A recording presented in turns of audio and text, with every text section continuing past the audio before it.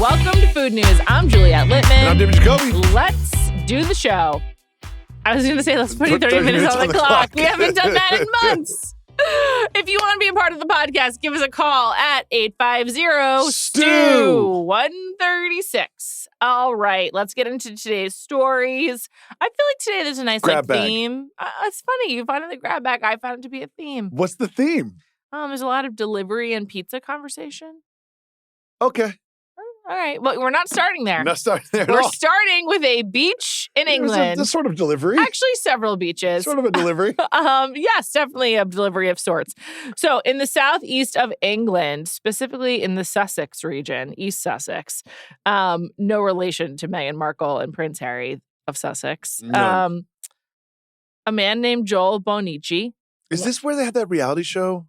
No. What was that called? Geordie Shore? Geordie Shore. Where's No. Geordie Shore? It's further north, I believe. Oh, okay. I'm going to double check that, but I'm almost positive. Well, there's nothing south of Sussex. So I think you're Geordie fine. Shore is Essex, isn't it? Yes. Yeah, it's I Essex. get these things confused. Yeah, like the only way it's Essex. Well, Yeah. I know because I watched Love Island, so they're always talking about, I'm from Essex. I can't say it, but whatever. Joel Bonici from Eastbourne. Who knows how they say these things in England? He went to his local beach in Sussex, and he found thousands upon thousands of onions and frozen, not cooked French fries, as he might call chips, covering the sand as if it was a golden beach in the Caribbean. That is what he said. At one point, he said 2.5 feet of chips. I was like, that's no way. Like 2.5 feet is a lot. That's a lot of chips. 2.5 feet? That's what he said at some point. I think that seems like not a lot. I thought it was more than that. No, like depth, 2.5 deep. feet. Yeah. Oh. No, he said it stretched as far as the eye could see. The That's chips. like a snowstorm of French fries. That's what I'm saying.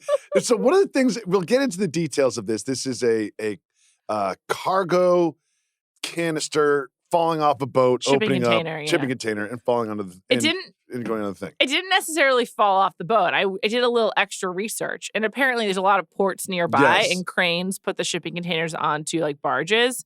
Sometimes they miss, I saw that too. and they just go into the water. Okay. And they don't try to get it See, out. that makes less sense. If you are in mid-shipment in the open ocean and something falls off the ship, yeah. you're like, oh, well, nothing we can do about that. But I feel if you're at the port and it falls off the dock and you're surrounded by dock workers and other boats and it's a bustling shipment dock, I feel like someone could be like, hey, let's scoop some of these up or do something about it. Or like if they could contain Willy and Free Willy using a net, I feel like there got to be some netting they can use to contain these cargo shipments. Like, there'd probably be some people there'd be some fish caught in there, and they'd be like, Great "Oh, point. yeah." But they'd also be like, "Well, we're Great also point. saving the wildlife because a lot of these articles that we read about this chip delivery yes. had to do with the plastics looking like jellyfish and the wildlife and blah blah blah." Objectively, I don't need a scientist to tell me it's bad news for a shipping container to just be like Dump stuff. wild in the ocean. Yeah.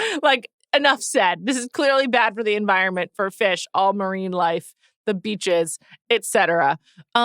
The crazy thing is this happens like semi-frequently. All the time. Like, it happens in all of these southern beaches of England, in Brighton, and like in other parts of Dover, like So, all over the place. I've got some research here. Brighton and Hove City Council said its officers collected 1.9 tons, TONNES, thank you, England, of waste from beaches on Thursday. Nearly 4 times the usual collected at this time of year. So we've quadrupled. Well, I also think that like at this time of year is important because they know that there's usually a lot of trash in the summer from people going to the beach. So a lot of their work is clean up from humans.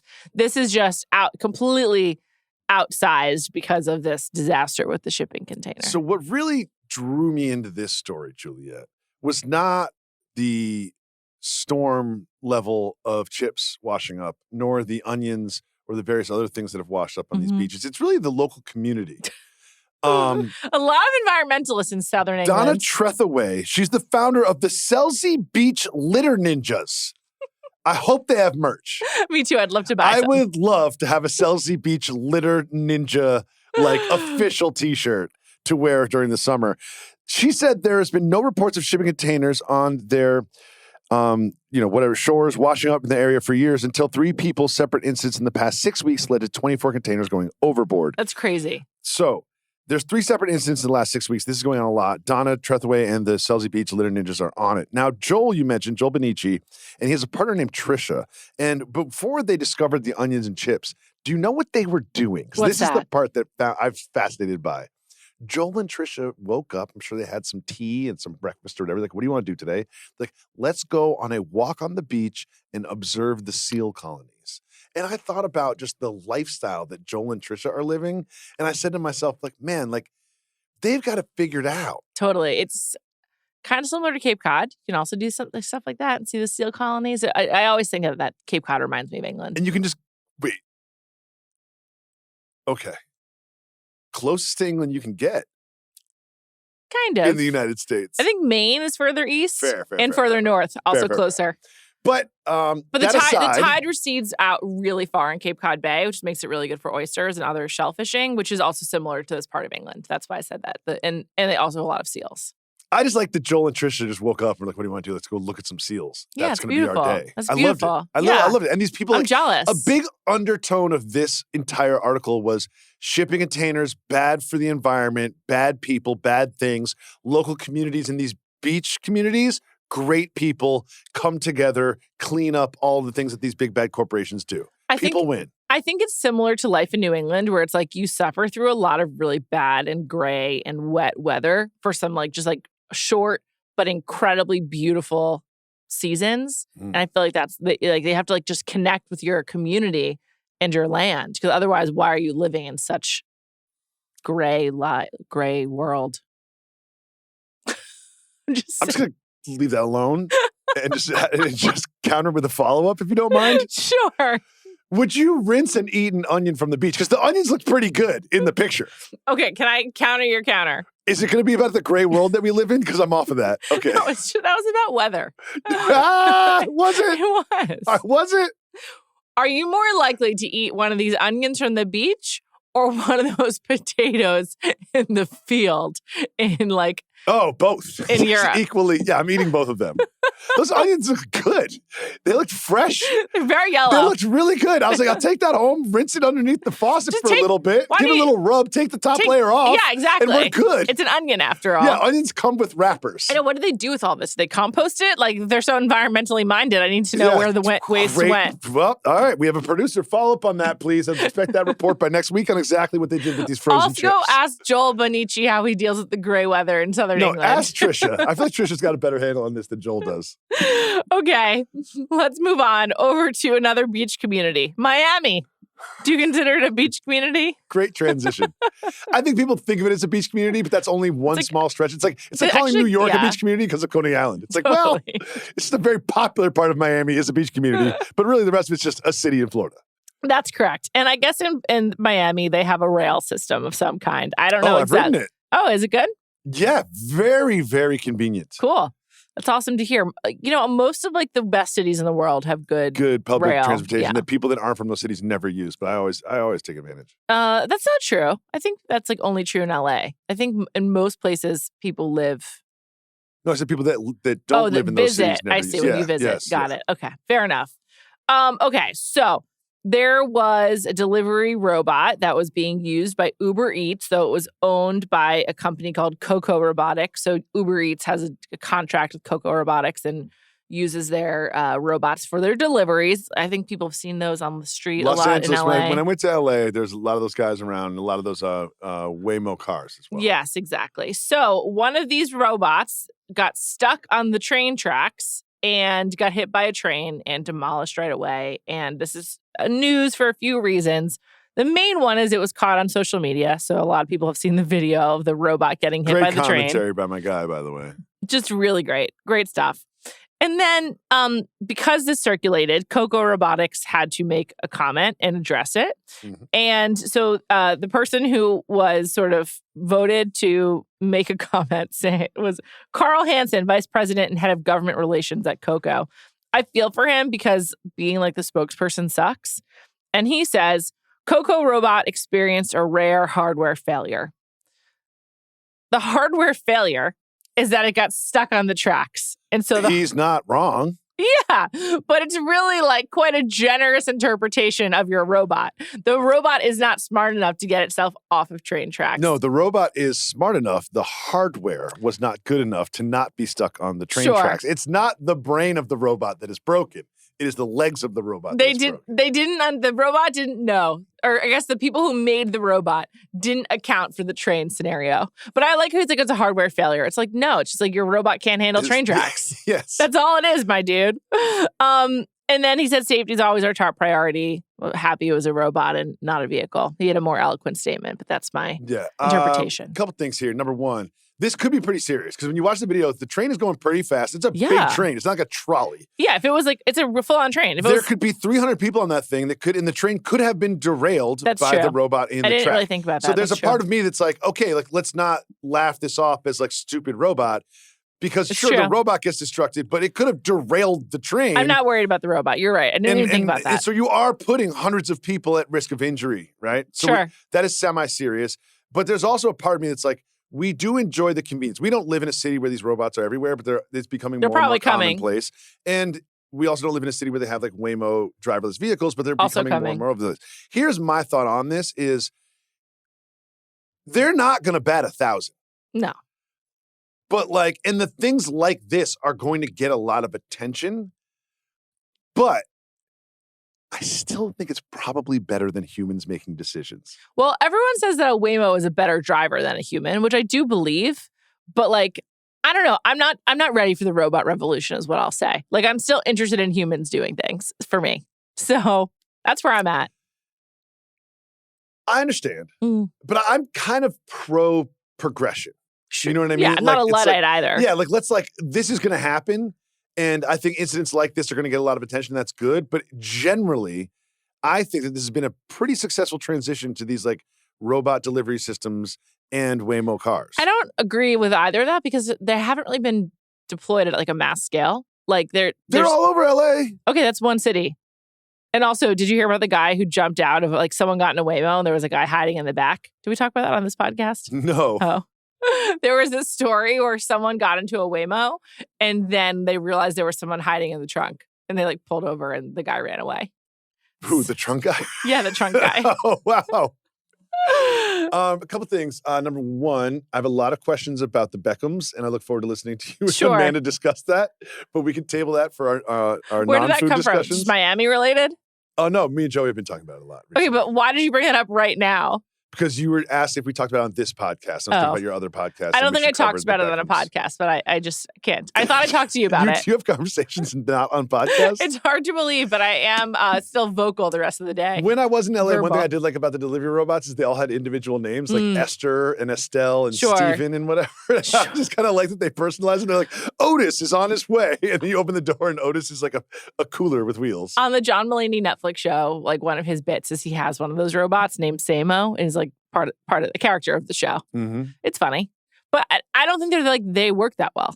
They're still not that smart. Whenever they're going around and having to be driving by or whatever in LA, they seem confused. Yeah, exactly. They just seem like a pedestrian who like doesn't know where they're going at all times. I just don't think that like the technology is there yet. Also, LA is a good city for this because like very few train tracks. No pedestrians. No weather to contend with, really. Like, you know, it's not really totally tested yet. So anyway, I stick with my delivery people. I prefer to the delivery people adhered to all of the traffic laws and traffic lights, but that's a different conversation. What's your delivery guy's name again? I think his name was Leandro. Yes. I hope he's doing well. Me too. Okay, on the topic of delivery, there's a story from the BBC, but I think this is really international and widespread, where small restaurants in the UK, and this is specifically about a woman named Justina John from Cardiff, Wales, are complaining and calling out that a lot of big chains masquerade as small independent businesses on delivery apps to get you to buy from them, but you're really just buying like Jimmy John's or Papa John's is what I meant to say. Well, in this case, it's TGI Fridays. Yeah. And a couple other big ones. Yeah. And this woman named Justina John wants to hold the delivery apps accountable. And they're like, well, you could do that too. You can masquerade as anything that you'd like to, which is kind of an interesting counter when they're like, yeah, you're right. The companies are doing that, but like anyone could. But I think it's like kind of a fair response. Like, well, they're not breaking the terms of of using our app. So like, what are we supposed to do about it? I liked this article. Why is that? Because it brought up, I like things that live in the sort of gray area that your entire life is apparently we learned from this earlier topic. But it was, what's her name? Justina John and a gentleman named Jesse Reese, I believe, who had like a Nashville hot chicken place in Cardiff, which I found fascinating. Foul and Fury. I was like, that's awesome. Good name. Nashville hot chicken has barely made its way around this country, but it's already in other countries. He probably went on like one trip and loved it. To Like, Gus's. we need to have that here. It's great. I'm fully on board with that. Totally. We support you. Please. I support you fully. Now, a couple of things I found interesting is, have you ordered from a ghost kitchen and not known it? I don't think so. I have, because I didn't know about Ghost Kitchen. I was ordering a salad in my neighborhood to be waiting for me when I got home when I left work. And at some point, someone told me about Ghost Kitchen. I looked this up, and it was like urban salad. And I was like, I've never heard of urban salad. And the salads aren't that good. I was like, oh, this is just like a windowless warehouse where they just like pretend to be a sushi place and a Mexican place and a salad place and a burger place. Like, and there's a lot, like Wonder is like that now too. Yes, Wonder is like sort of above the board. They're not like trying to sneak it. Yeah, and it's brands you've heard of. It's like, but Wonder will have 20 logos of restaurants inside a place that has one kitchen. Yes. And it's just like, well. Correct. The funny thing that you mentioned that, whenever I'm in my delivery app of choice, which is Grubhub, I always look to see where the restaurant is. And like, I always like want to know, like, where am I ordering from? How far away is this? How far is it? Yeah. Yes. And also, and then I never just order from someplace I haven't heard of. And I like to spot them too. If I order from them, I like to look at it. Because sometimes I really change my attitude about the food when I see the establishment. Yeah. I'm like, are you keeping it tidy in there? Or like, what's the vibe like? Yeah, of course. You have to know. I used to often order from this place called Island Burger. It's probably closed now. And then one time I drove past it and like the sign wasn't even clean. Was that Island Burgers and Shakes, that place? Yeah. And it's like in Hell's Kitchen. Yeah, exactly. Oh, it was like a whole phenomenon. Do you remember? It was like a whole thing for a while. That was a thing? Yeah, in the 90s. Yeah, it was like a big, I think it was like. Well, I was eating it in the 2000s. So maybe I was you missed it. post thing. Yeah. But I remember just going there with my family and it was like, oh, we're finally going to Island Burgers and Shakes. We made it here. Back to the story. Not the best looking restaurant. It changed the way I thought about the burgers. But where are you on this? Because I couldn't really decide where I stood. Because when you look into it, right? Bird Box and Stacks are supposed to be like mom and pop's places. That's Frankie and Benny's. Mother Clucker is TGI Fridays. Wing Street is Pizza Hut. Hot Chick was Coyote Ugly. And Burritos was Barburrito, right? Yeah. A couple things I want to ask you. Coyote Ugly. Do you know it's still open in New York City? I did know that, yeah. I thought it was closed for a decade plus. To resist. Oh, you're not supposed to Do you remember the movie? Are you joking? I love the movie. It was like one of the most important movies of my teenage years. Really? Yeah.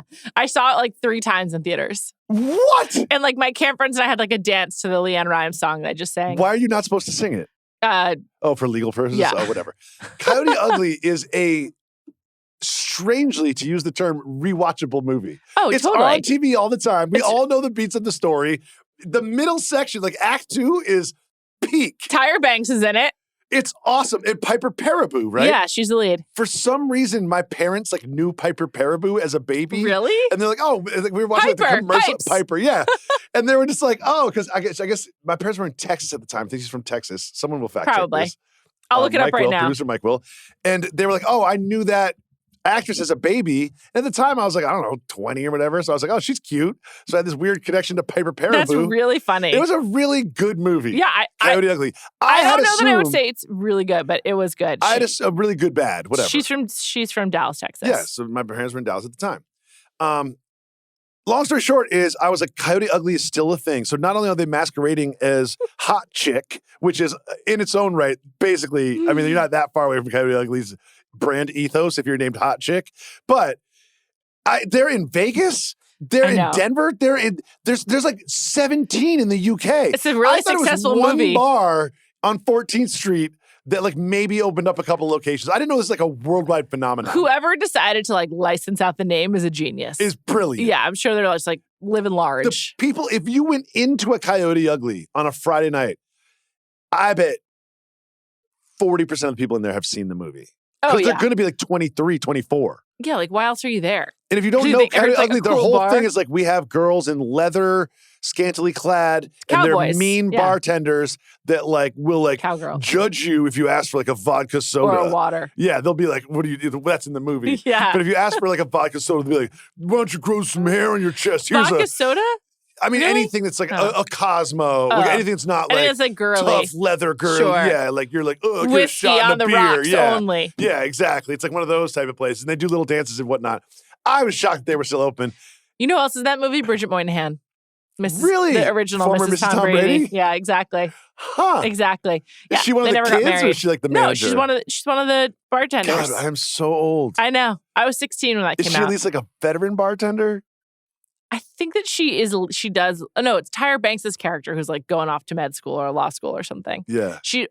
Bridget Moynihan's character doesn't like Piper Parabo's character, if I recall correctly. Well, And then she wins her Team over. Pipes. Of course. Well, y'all are. Violet. Yeah, Duh. yeah, of I course. love her music. I love that great rooftop scene. Anyway, you asked so- how do I feel about Yeah, this? how do you feel about it? Is this okay with you? I think as a consumer, it's not okay with me. I'm not sure that I have that much sympathy for the other proprietors because I'm just like, well, if they're choosing like a random name like from this app, then like maybe you need to do a little bit better with your restaurant, like marketing wise, because it's not like TGI Fridays is like really pushing Wing Street or pushing Mother Clucker. You know what I mean? So I feel like you're actually kind of like on equal playing field here. But as a consumer, I wouldn't want to be like, oh, I'm going to try Mother Clucker. This is interesting. And then it turned out to be Fridays. Like, I'd be pissed off about that. It's a bad user experience. It feels like if you are a big restaurant brand that's globally known, you should not have to change your name to sell wings on an app. Yeah, that's true too. You know what I mean? I just don't think it's the app's problem, I guess, is my point. And they're saying this is the app's problem. But I agree with you. Like, this is a bad phenomenon. Well, this is what Peter Backman of The Delivery said, The Delivery World. Ultimately, this is about keeping doors open, protecting jobs, and giving hospitality a fighting chance to thrive. For extra revenue, they've got the capacity, why not? And someone from Coyote Ugly, maybe Tyra Banks or Piper Parabow, maybe not, said, quote, the problem isn't competition, it's whether businesses can remain viable at all. So you've got these mom and pop, the Jessies and the Justina? Justina. It's not a random name. I didn't deserve that. Okay, I'm sorry. Okay. Sorry. I didn't deserve that. Undeserved. Take it back. I'm sorry, you're right. That was rude. First of all. And I feel like the Jessies and the Justinas, the Keep going. Josefa, what's her name? Justina John and Jesse, two people. They're like, hey, man, these big companies are screwing over the little guy trying to keep their doors open. And the big companies are like, we're just trying to keep the doors open. Yeah. I don't think from a corporate position, he is wrong. And I don't think it's their responsibility, but they are contributing to a bad phenomenon.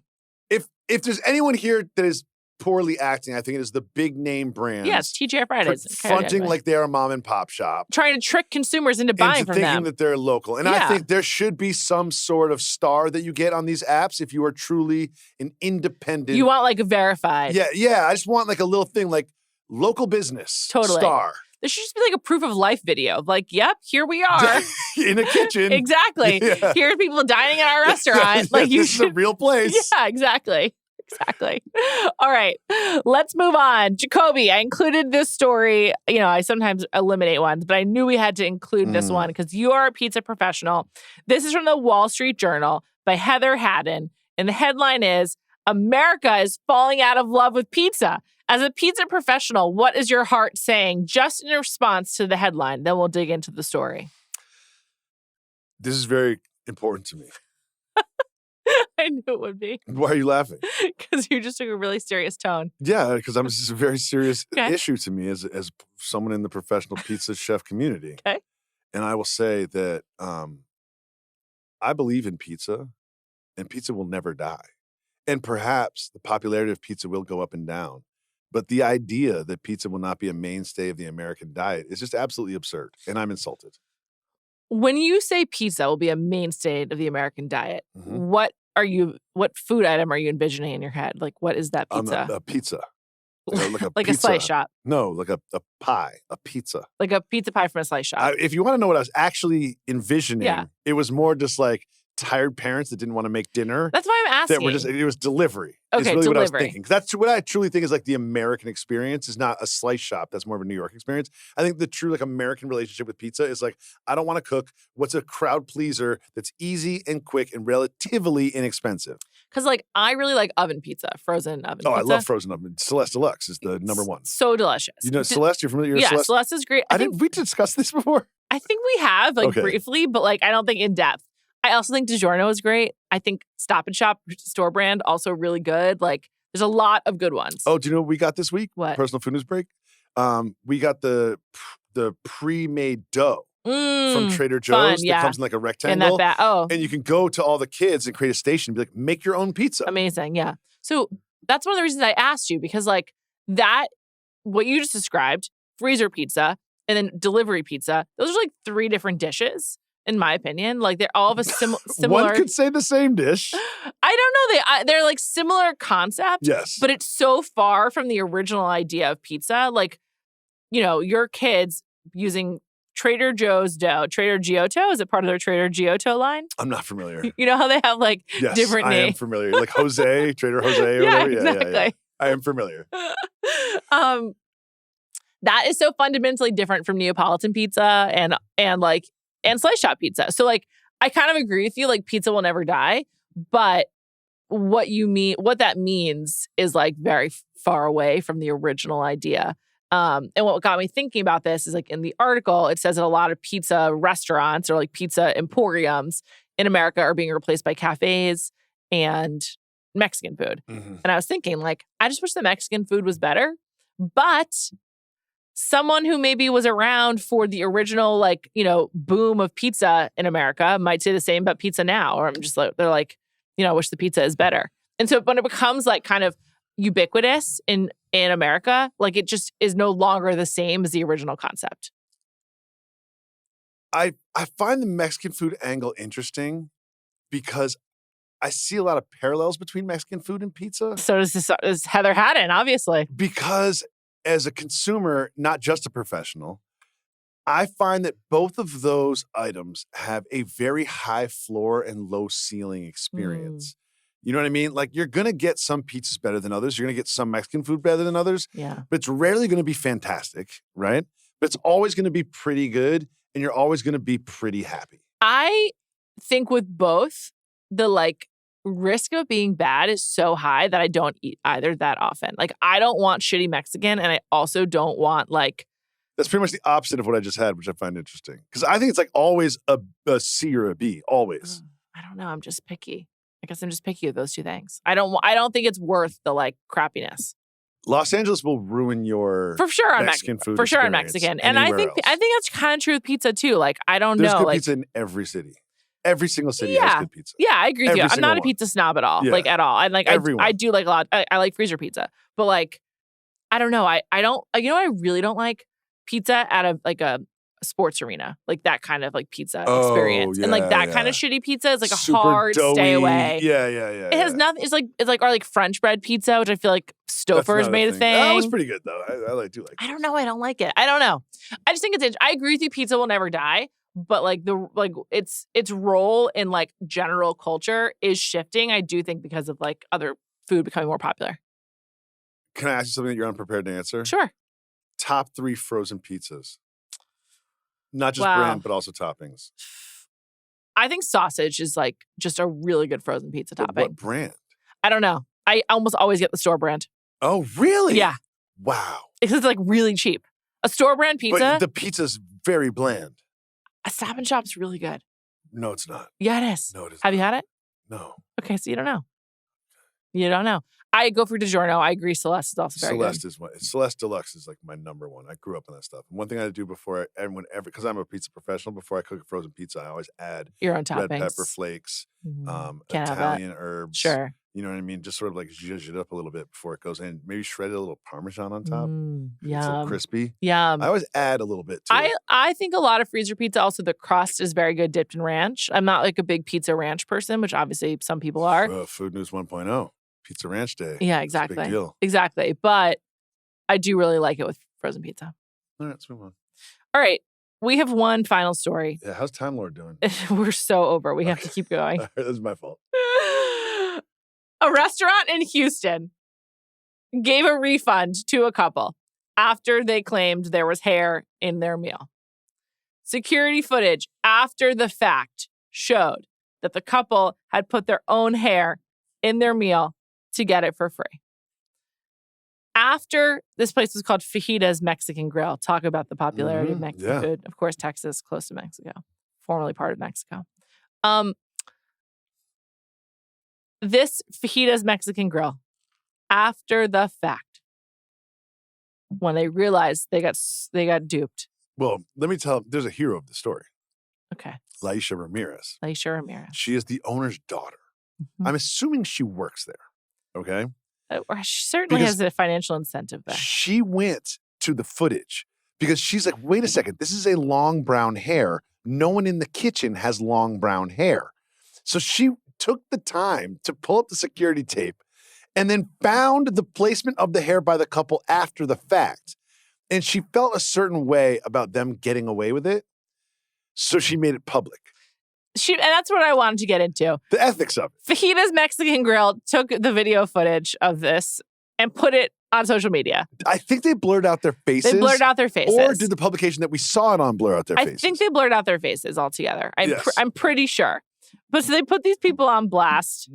This man is wearing, I think, a Cushing jersey, which I was just like. That's the server, Brian Cushing, former Texan. Yeah, exactly. Yeah. Oh, that was the server. Yeah, it was the server. I was like, wow, bad beat for Cushing. Cushing, no, great beat for Cushing. Doesn't want to be involved. That server's getting extra tips just from wearing that jersey. Great Texans jersey. I did like it. I was wondering if they have to wear Texans jerseys or that's just what he was wearing that day. It did feel like it was in spirit of the restaurant. Yeah, I thought so. Yeah. And they are shaming these people. They did blur their faces. How do you feel about it ethically? I think because they blurred their face, I'm okay with it. But I think if you knew them or familiar with them, you'd be able to tell it was them. Yes, of course. And so I'm just sort of this is fucked up. But they scammed the restaurant. They did. And I just feel like Laisha is the hero here, but there's a little bit of her. They're she does this big quote at the end where she's like, I just wanted to put it out there publicly so other restaurants would not also get duped by these criminals. And there's a part of me, it's no. That's what you're saying publicly, but in your heart, you're doing it because you're pissed and you want to out them and you're mad at them and you want them to suffer. That's really what you want. You want their friends and cousins and brothers and sisters to be like, is this you in this video that I saw at Fajitas? Did you put hair in a plate? What are you doing, George? They want George to get in trouble next Thanksgiving. That's what they want. And she's not going to out and out say it, but Laisha, I know that you did this because you were pissed at George. A restaurant in my neighborhood in Park Slope. This happened when I was on leave, so we never discussed it. Wesley Morris and I went into this place to get a coffee. And right when you walk in the vestibule, there's a sign. There was a sign on the wall. It's gone. I actually just walked past this place yesterday. I checked to see if it was still there. And there was a couple who I guess had a christening at this place, and they never paid the bill. So they put their two pictures of this couple and their full names, and they're like, these two people are not allowed back in this business, and everyone needs to know what they did. And I was just floored when I saw this. And they did not blur their names. They did not blur their faces, and I had their full names. I could Google both of these people right away. And I was like, that is really fucked up. And they probably live in this neighborhood because why would they travel to this random place for their christening? Their christening, okay. Whatever. Do you know why I love this story so much? I love this story. Do you know why? Why?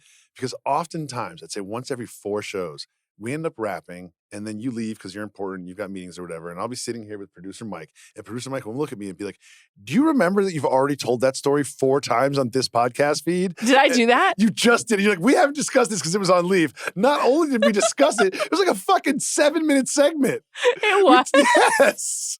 But I'm so glad it happened to you. Because sometimes I'll be on the train home or whatever, be like, am I losing my mind? Do listeners of Food Mooses hear me tell the same 4 stories over and over and over again? Did I tell on their first show back because it was so momentous? I don't know, but you definitely told Was it our first show back? He doesn't know. Yeah. I'll have to go check. Yeah, you're going to listen to every Food News since you come back? No. Absolutely not. Let's go to our taste test.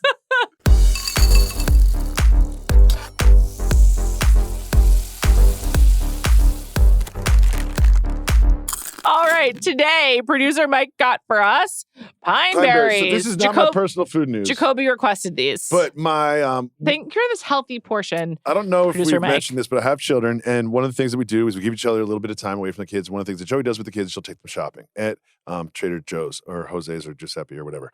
I think it's Giotto's. I really do. Sorry, Giotto's. They came home with Pineberries, which are supposedly pineapple strawberries. However, I've done some research since then. It is a Chilean white strawberry. Oh. That has been... so Trader Joe's is like just using like Americanized terms to sell this to us? Yes. I'm going to try it. And supposedly they taste like pine berries. Is it a strawberry? It's a strawberry. That's a strawberry. There's no aftertaste. That is a slightly bland strawberry. I think that if this was cold, it would be worse. I'm glad it's at room temp. It's a strawberry with a little less flavor than normal, a little less sweetness than normal. It's kind of like a sour strawberry, like an unripe strawberry. It just might not be like ready. I don't even know if it's a less ripe. I'm just guess what? I did some research. The red seeds are how you know it's ripe. Red seeds right here. And not only that, this is the part that threw me off in the research. What are you laughing at? Just thinking how I told a story over. Yeah, but not only that, you're like, I didn't tell this story. You started by being like, well, you haven't heard this one, Jacoby, because it was during leave. And then I swear, you're gonna like play the stories side by side, and it's like Pink Floyd and Wizard of Oz. They'll like match up perfectly. It was with Wesley Morris. Maybe we can do that. There was a christening. No, it was much longer the first time because I asked a bunch of follow-ups and dug into it. Anyway, no recollection. Here's my thing about the stupid white Chilean strawberry. Okay. It said discovered in the 2000s.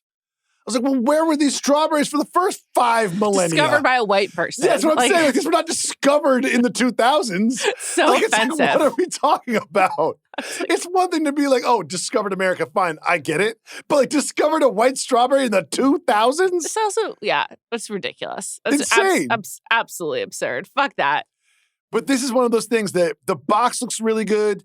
The concept sounds really good. They look like half pineapple, half strawberries. It's like intriguing because it looks like an albino strawberry. Put it in your mouth. It just like is regular. And my sister-in-law was over the house yesterday, and the box was on the counter because we've been flirting with these all week. I want you to know that I did not eat a single I'm shocked, taste actually. of one. And my sister goes, what's up with these light-skinned ass strawberries? That's funny. I was just like, am I allowed to say that on the pod? I'm not sure, but I'm going to use it. All right. Let's move on to our personal food news. Jacoby, where were you when you realized there was the great cell phone outage of 2026? I was on my couch. Okay. Playing with my baby. And my son, 12 years old and has a cell phone, pops in the room. Dad! We need to change carriers now. Verizon's down. It's got the worst coverage. We need to switch to T-Mobile right now. Oh, my God. Did you switch? No. I didn't think so. You don't make decisions like that. I've been with Verizon since 2000. I have the same phone number since then. I don't see myself changing. I should get some kind of like loyalty bonus points. So where was I? I was here. I restarted my phone a couple times. I was like, what the fuck's going on? And, went about my day and it was fine. That evening, actually it was last Wednesday. I think it began right after food news. That evening, I went out for dinner with my friend Georgia. We went to Nobu nearby. I don't know Georgia. We went to high school together. She's been around a long time. Okay. She's from Park Slope. No longer lives there. We went to Nobu.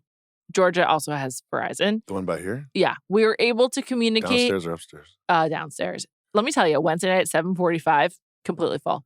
Packed. Yeah. It was like, Nobu's amazing. It just keeps it going. The party never ends. Matter. Yeah. It doesn't go in style or out of style. It's just there forever. That's sort of how, as we were discussing before, it's neither in style or out of style. It's like how I want to be dressing and where I want to be eating. Yeah. Georgia's phone was nearly dead. And, she and I were able to communicate when we both were on Wi-Fi, thanks to the subway stations. I was able to be like, I'm almost there, etc. It was tricky, though. It's a tricky time to leave the house when, you're not used to this anymore. Plus, Georgia's phone's about to die because she's like, it's looking for signal or whatever. So at Nobu, she asks if she can charge her phone. And does she have a charger? Or she's asking them if they have a charger. she had a charger, but we were sitting in a place where like it was inconvenient to charge. Yeah. And she was like, "Can I charge my phone?" And they're like, "Yeah, sure. Here's your check number." They have an entire system for charging your phone behind the bar where it's like a coat check, but a phone check. Oh. And so they come over, they take your phone, they go plug it in, they give you your little check. And when you're ready to get your phone, you just go get it. Like it's your jacket. And I was so blown away by this. I was like, this is so efficient. This is so easy. This is such a great perk. They don't give you any attitude about it. They're not doing you a favor. It's like it's like ordering from a menu at a restaurant. It's charging your phone. I thought it was like so amazing. And I don't know why more restaurants don't do this. It's like such a simple thing to do that like, it'll make me like Nobu even more. And changes your evening. Totally. If I'm on like 4%, it's a full-on panic situation. Of course. And I think sometimes I'll be at a bar and I'll be like, hey, do you have like a charger? And they're like, nah, we don't. I'm like, why not? Also, they obviously do. They're just not letting you use it. But it's like they're $10 at the bodega, and I'm obviously going to compensate you for this. Sure. I went to a place in Los Angeles, and I was on like, again, 3%. And they had this thing on the wall where it was kind of like a locker at the gym where you open it up, you put your phone in, and then you lock it. Oh, yeah, I've seen those. And you put your code in. Some department stores have that. So the thing that bothered me about it is there's this huge sign being like, the people that work at this establishment are not responsible for your phone, cannot unlock this, and can't get your phone. So there's a part of you that's like, oh, this is so convenient and nice. There's also a part of you that's like, okay, let's imagine I forget the code I put in. It's just my phone's so then gone. What do I have to do? Like, I have to like call headquarters in like Sheboygan and they send somebody out to service this tomorrow? Like, shout to Nobu though. It was just great. I was like, this is so impressive and like so smooth and just really easy. I don't know. I thought it was such a great restaurant perk. All restaurants should do that. Perk. The only other thing that's comparable is that once I was in Mexico City and I needed to charge my phone, they brought a charger over to my table. Oh, that's nice. It was awesome. When restaurants like facilitate phone charging, it's incredible. Reduces stress. It changes your evening dramatically. Completely. And like that place is called La Capital in Mexico City. Check it out. Also great food. Oh, good. I have a personal food news and an announcement. Oh my God. Are you quitting the pod? No. Oh, okay. No. It's not the decision? No. Personal food news. We have a very close-knit friend group from college. Who's we? Us. It's probably about 8 to 12, 13 people, probably. Okay, but it's like you and your friends. It's not like a we that I'm a part of or Joey's a part of. No. So I have a very close-knit group of friends. You and my friends from college have a very personal, close-knit group. Juliet, Litman, and my college friends from NYU, class of 2000. You're involved. Cool. Somewhat related, we have that, like sometimes these male friend groups have like that one girl. Sure. And we have a couple, but like one of the ones we went to college with us is Iris. And she's this lovely woman. She's fantastic. And she is very generous. So she was going to bring the twins, because she has a daughter who's 9. She's going to bring the twins to the Knicks game when they lost to the Mavericks. Very disappointing game. The twins were pissed when they came home. Not only that, Iris brought some very nice clothes for the baby. She brings lots of gifts. And she brought 2 boxes of cookies. Ooh. And they're called thin cookies. Cool. Because as I discussed on the pod earlier, do you remember me and Chloe got that cookie and it was like uncooked and it was soft and it was everything? What were you guys calling it? Ooey gooey or something? No, we're going to E because it's not cooked. So it's just an E. It's just an E. Yeah. So these cookies are paper thin, very crispy, and they're so thin that when you eat one, you kind of like need another. And I love these cookies so much that I'm going to insist that we do them for a taste test because we discuss the cookie options often, and this is unlike the other cookie options on the market. But like, why would we do a taste test when you've already had it? I insist that we do a comparative study of various cookie options around the city again. Because we've done that before. Okay. But I believe in these cookies. Where are they from? I said that already. It's called thin cookies. They're very thin. They're just called thin cookies. I also texted you a picture of the box yesterday. Yeah, I looked at it. It said thin cookies on the box. Okay. I thought that could just be like a description. I didn't know it was the name. You've ruined my personal food news. I was very excited about these cookies. Okay, we'll try them. No, we won't. Because you're like, why would we do that if you've tried them already? It's just that's not. Sometimes I experience something that's very amazing and delicious, and I want to share it with you. It's not in the spirit of how we do our taste tests. Is my point. I stayed away from these Pineberries for 5 days. Yes, because that's in the spirit of our podcast. We try it together. Thank you. Thank you for doing your job. All right. I want to say something mean. I'm going to. Is telling a fucking 45-minute story about cell service in the spirit of the Food News podcast? Yes. You got there eventually. You landed the plane. You tell long stories all the time. What? You also have had like multiple personal food news on this pod. Fair. And forget it. The announcement is I'm going to make chili tonight. This is my first chili of 2026. It's happening tonight. It's still January. Good job. Yeah. So if I Good do job. this once every 3 months, I'll have 4 done and I'll be a chili master by the end of the year. Okay, great. And I announced it to my family yesterday and they're like, oh, are you going to enter a competition? I was like, no, I'm making my 4th batch of chili of my entire life tomorrow. I'm not going to enter a competition. All right, let's get into our listener food news. Hi, Juliet and Jacoby. It's Alex from Miami / Philadelphia. Long-time listener, huge fan. Actually, my best friend, Jordan Blue, got me into your show, and we laughed. Juliet, I'm basically a mini Juliet, and he's a mini Jacoby, and we met in a dog park, literally just started talking about food, and we became best of friends. Anyways, I want to move to my question. I was just traveling around Austria, Germany, Hungary. It was a great trip, and I was in a group, and we were kind of divided. Half of us always wanted to eat food that was from that country, and other people wanted to branch out and try the Japanese in Germany, or let's say the Thai. So my question is, when you guys travel, do you kind of stay 100% in the lane of the food from that country, or do you like to branch out and try other cuisines while in that country? All right. And last note, I did get the phone number from Juliet's Instagram. Yes. Bye, guys. Boom. Thank you. Oh, that's huge, Alex. Huge. Shout out to Thank Jordan you. as well. Alex and Jordan, we love you. The only thing different than us and you guys is that we would never meet in a dog park because I would never go to one. Because they're just parks to you. You don't even Exactly. see dogs. You're dog blind. I'm just like, why is it dirty here? Okay, great question. Love this one. Yes. I like to branch out. In fact, if I hear someone's going to Paris, I have to tell them the best udon I've ever had in my life is in Paris. You should check it out. So for me, there's a couple variables at play. Okay. It's always like night 1, night 2, I'm going local. Sure. But if I'm there for like 5 nights, it's night 3 where I'm like, all right, I've done that already. Let me now try the Indian here. You know what I mean? Or there's a lot of cities and countries that have sort of a secondary famous food. Sure. Like Indian in London. Sure. You know, or even Jamaican in London or something like that, or Jamaican in Toronto.